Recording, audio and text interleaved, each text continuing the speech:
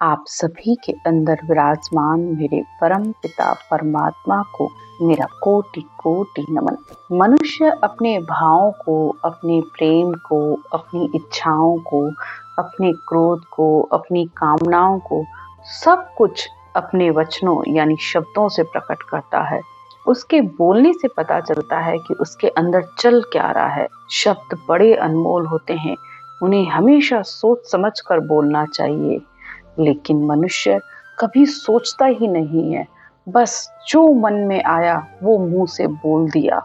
कभी वह किसी की निंदा कर रहा होता है, कभी किसी की चुगली कर रहा होता है, कभी राग देश के शब्द बोल रहा होता है, कभी अपने पक्ष के यानी हमेशा अपने स्वार्थ की बातें कर रहा होता है।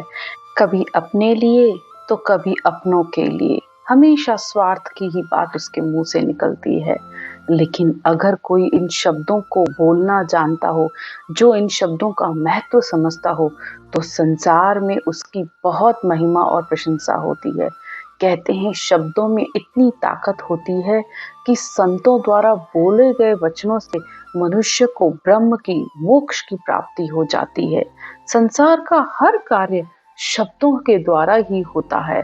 आप खुद देखिए कि अगर व्यापार में अगर आप शब्दों से ही कोई भी सौदा करते हैं तो इन शब्दों के द्वारा ही करते हैं। आपके बोले गए शब्दों का महत्व होता है। आप संसार में अपने बेटे बेटी कोई भी शादी ब्याह करते हैं तो इन शब्दों के द्वारा करते हैं। कबीर साहब कहते हैं, ऐसी वाणी बोलिए मन का आपा खोए, औरन को शीतल करे आपो ही शीतल होए। कबीर साहब कहते हैं मनुष्य को हमेशा ऐसे बोलना चाहिए जो दूसरों को भी अच्छा लगे और खुद को भी अच्छा लगे। ऐसे शब्दों का प्रयोग नहीं करना चाहिए जिसको सुनने पर दूसरों को दुख और खुद को बाद में पछताना पड़े। तो शब्दों में बड़ी ताकत होती है। शब्दों के जरिए संसार का हर कार्य होता है। सतगुरुदेव कहते हैं, बचना नाही मोल तोल माप न आवे, जो जाने कोई बोल ब्रह्म के माए मिलावे। सतगुरुदेव कहते हैं कि शब्द अनमोल होते हैं। अगर किसी के पास ब्रह्म प्राप्ति का ज्ञान है तो उस ब्रह्म ज्ञान को बताने से धारण करने वाले को पर ब्रह्म की प्राप्ति हो जाती है। आगे सतगुरुदेव कहते हैं, वचना ले अवतार बप धर राक्षस मार्या, जन सुखिया मन सोच रे वचन सो संत उधार्या। संसार में वचनों से बंध कर ये अवतार आते हैं और राक्षसों को मारते हैं। ये सब हमारे शास्त्र इस बात का उदाहरण दे रहे हैं। आगे सतगुरुदेव कहते हैं, वचना हारे जीत वचन सु मन उपाई, वाक वायक सुखराम कहे अटल ध्रुव बैठा जाई। मनुष्य के शब्दों में इतनी ताकत होती है कि उसकी हार जीत उसके बोलने से हो जाती है। सुखराम जी महाराज कहते हैं कि आकाश में ध्रुव तारा अटल है। किस वजह से? अपने वचन के शब्दों की ताकत से। उसकी माता द्वारा कहे गए शब्दों में इतनी ताकत थी कि वह उन शब्दों को लेकर ही उसने उस तपस्या से परमात्मा तक की प्राप्ति कर ली। आगे सुखराम जी महाराज कहते हैं, ही तराजू तोल मोल कर बाहर लावे, गोता कदे न खाए बैण पाछो नहीं आवे। परदेसा पर भूम जात्या सब ही माने, भरी सभा के बीच में ताए की बात बखाने। सुखराम जी महाराज कहते हैं कि शब्दों को हमेशा हृदय में तराजू में तोल मोल कर बोलना चाहिए। मनुष्य को शब्दों को तोल कर बोलने से उसे कभी बाद में पछताना नहीं पड़ता है, क्योंकि बोले गए वचन तीर के समान होते हैं जो कभी लौट कर नहीं आते हैं। अच्छे वचन बोलने वालों की परदेश में भी हर जगह सब जगह उसकी बात मानी जाती है।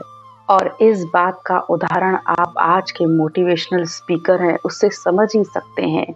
संदीप माहेश्वरी हो, चाहे विवेक बिंद्रा हो या उज्जवल पाटनी हो, ये ऐसे मोटिवेशनल स्पीकर हैं जिनके बातों को सुनकर मनुष्य के अंदर अपने लक्ष्य को प्राप्त करने की अनंत इच्छा जागृत हो जाती है और वे उससे प्रेरित होकर अपने लक्ष्य को प्राप्त करते हैं।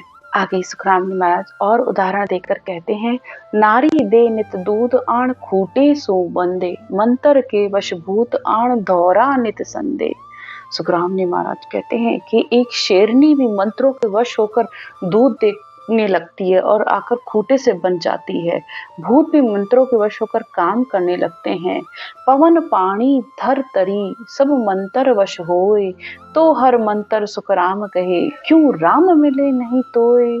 सुखराम जी महाराज कहते हैं पवन पानी धरती सब मंत्रों के वश हैं, तो क्या परमात्मा का नाम लेने पर आपको परमात्मा की प्राप्ति नहीं होगी। परमात्मा का नाम लेना ही मंत्र है, तो उस मंत्र को जपने पर ही आपको परमात्मा की प्राप्ति होगी। आगे सुखराम जी महाराज और उदाहरण देकर कहते हैं, 100 मन अन्न की परख बानगी महा दिखावे, अक्कल बुध नर महा वचन एक कण में पावे। मनुष्य सैकड़ों मन अनाज पड़ा हो तो उस अन्न की परीक्षा हम कैसे करते हैं। मुट्ठी भर अनाज लेकर उस अन्न की पहचान हो जाती है। इसी तरह किसी मनुष्य में कितनी अक्ल है, कितनी बुद्धि है, उसकी परीक्षा उसके बोलने से ही हो जाती है, उसके शब्दों से हो जाती है। इसी तरह आगे महाराज कहते हैं, यूं हर जन की पार का शब्द एक के माय, अगम बात सुखराम कहे आण पटके है लाए। ऐसे ही संतों की परीक्षा उनके एक वचन के बोलने से हो जाती है कि वे आपको कौन सा ज्ञान दे रहे हैं। 3 लोक का ज्ञान यानी संसार में रिद्धि सिद्धियों का ज्ञान दे रहे हैं, सुख साधनों को का ज्ञान दे रहे हैं, या परमात्मा प्राप्ति यानी उस अगम देश की केवल पद आनंद पद की भक्ति का मार्ग आपको बता रहे हैं। तो इस प्रकार अपने शब्दों को हमेशा सोच समझ कर बोलिए, क्योंकि संसार में अगर भरी सभा में कहीं भी किसी का उदाहरण भी दिया जाता है तो ऐसे मनुष्यों का उदाहरण दिया जाता है जिनके शब्दों में ताकत होती है, जो सोच समझ कर बोलते हैं। आज की चर्चा यहीं तक। राम राम।